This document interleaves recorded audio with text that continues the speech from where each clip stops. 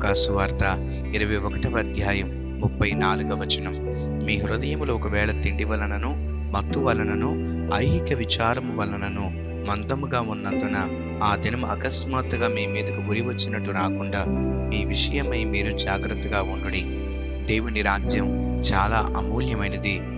దేవుని రాకడ చాలా ప్రత్యేకమైనది. నిద్రపోతులుగా కానీ, తిండిపోతులుగా కానీ, మత్తులుగా మందంగా మనం ఉంటే ఆ రోజున దేవుని రాకడలో మనం ఎత్తపడలేం. కాబట్టి ఈ విషయంలో జాగ్రత్త కలిగి ఉండినట్లుగా ప్రార్థిద్దాం. మీరు కూడా ఏకీభవించండి.